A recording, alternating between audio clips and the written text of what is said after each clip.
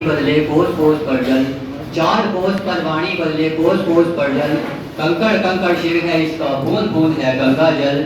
जहाँ नर में राम नारी में सीता आज भी विद्वान है, सिमटा है पूरा विश्व जिसमें वो भारत देश महान है, वो भारत देश महान है।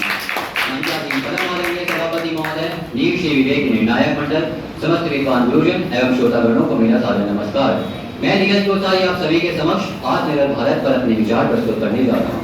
महोदय, आत्मनिर्भरता का अर्थ सब कुछ खुद से ही करना नहीं होता है, व्यक्ति या देश, ये बात दोनों ही मामलों में लागू होती है।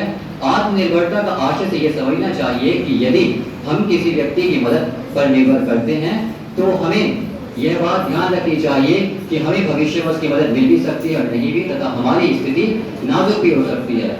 आत्मनिर्भरता का मतलब है नाजुक से नाजुक स्थिति में भी अपने आत्मनिर्भर की क्षमता से लैस होना तथा किसी और पर कम से कम निर्भर होना। आज हम एक आत्मनिर्भर भारत की ओर अग्रसर हैं, जो अपनी ताकत पर विश्वास रखता है, अपनी प्रतिभा पर जिसको गर्व है तथा जो अपने सपनों को पूरा करने के लिए दृढ़ है।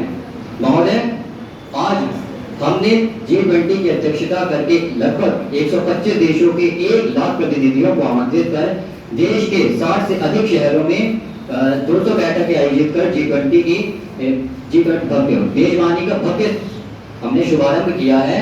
आज पिछले ही वर्ष महोदय दिवाली पर भारतवासियों ने 30,000 करोड़ रुपए के सोने चांदी की खरीदारी की है।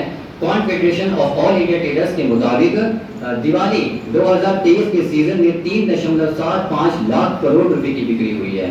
कुल मिलाकर आज भारत सबसे तेजी से बढ़ने वाली अर्थव्यवस्था बना हुआ है। हालांकि अभी वर्तमान में भारत की अर्थव्यवस्था 36 खरब डॉलर की है, लेकिन वर्ष 2030 या इससे पूर्व ही यह संभव है कि भारत की अर्थव्यवस्था 70 खरब डॉलर की बन जाएगी।